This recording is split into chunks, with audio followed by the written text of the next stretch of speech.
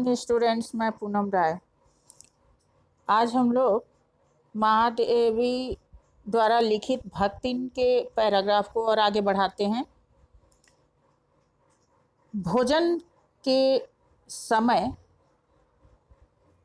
जब महादेवी ने निश्चित स्थान ग्रहण कर लिया तो भक्तिन बड़ी प्रसन्नता से, आत्मसंतुष्टि के साथ और सिक्त मुस्कुराहट भरे हुए थाली में सजाकर दाल और रोटी को परोस दिया।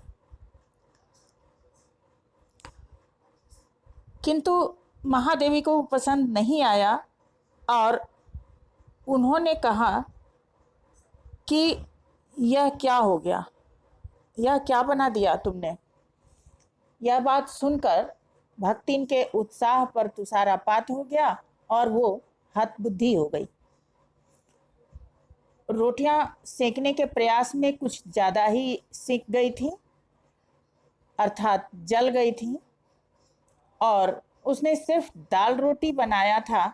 जब महादेवी ने उस भोजन को पसंद नहीं किया तो उसने अमचूर और लाल मिर्च की चटनी बना लेने अथवा गुड़ से काम चला लेने की सलाह भी दे दी। और इसके बाद उसने ये भी कह दिया कि शहर के लोग क्या कलाबत्तू खाते हैं। फिर कुछ वो अनाड़ी नहीं थी, उसे अपने पाक कला पर पूरा विश्वास था, क्योंकि उसे ससुर, पितिया ससुर, अजिया ससुर आदि ने उसकी पाक कुशलता के लिए अनेक बार प्रशंसित किया था। भक्तिन के सारगर्भित भाषण को सुनकर महादेवी ने चुपचाप वह सूखी दाल रोटी खाई और यूनिवर्सिटी पहुंच गई और न्यायसूत्र पढ़ते हुए शहर और देहात के जीवन के अंतर पर विचार करती रहीं। इसमें जो कुछ कठिन शब्द हैं उनके अर्थ को जरा हम लोग देख लें। निर्दिष्ट स्थान, निश्चित किया हुआ या बताया गया निश्चित स्थान। ग्रहण करना, स्वीकार करना। आत्मसंतुष्टि, अंदर से संतुष्ट होना। लबालब, पूरी तरह भरा हुआ। आप्लावित मुस्कुराहट, सिक्त मुस्कान, यानी एक तरह से मधुर मुस्कान कह सकते हैं। तुषारपात, कठिन गहरी चोट लगना। हतबुद्धि होना, आश्चर्यचकित हो जाना। कलावत्तु, एक विशेष कोई कुछ अलग चीज। अब इसमें जो प्रश्न बिंदु बन रहे हैं वो इस प्रकार हैं। महादेवी ने निर्दिष्ट स्थान क्यों ग्रहण किया? क्योंकि भक्तिन छुआछूत मानती थी। उसने काली मोटी रेखा खींचकर रसोई को पवित्र रखने के लिए उसकी सीमा रेखा निर्धारित कर ली थी। अतः महादेवी के बैठने का स्थान उस सीमा रेखा के बाहर था।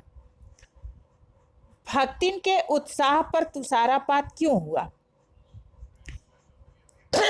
सॉरी, क्योंकि भक्तिन स्वयं को पाक कला में कुशल मानती थी।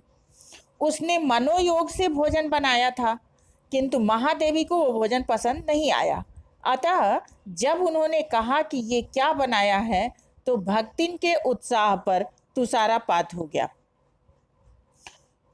और शहर के लोग क्या कलाबत्तू खाते हैं? यह कहने के पीछे क्या आशय है? यह वाक्य भक्तिन के द्वारा कहा गया है। भक्तिन गांव और शहर के खाने में भेद नहीं कर पा रही थी और जो भोजन उसने बनाया था उसकी प्रशंसा उसे अपने गांव में घर वालों से मिली गई थी। और महादेवी वर्मा ने जब उसके खाने पर प्रश्न चिन्ह लगा दिया तो उसने कहा कि क्या शहर के लोग कलाबत्तू खाते हैं? भक्तिन के इस सारगर्भित लेक्चर का महादेवी पर क्या प्रभाव हुआ? भक्तिन के सारगर्भित का अर्थ होता है तथ्य भरे हुए, गहरे अर्थ लिए हुए। तो इस सारगर्भित लेक्चर को सुनकर दाल रोटी खाकर महादेवी यूनिवर्सिटी चली गई और शहरी और देहाती जीवन के अंतर पर विचार करती रहीं। तो आज का ये वीडियो यहीं समाप्त होता है। नेक्स्ट वीडियो में अगले पैराग्राफ के साथ मिलते हैं। तब तक धन्यवाद।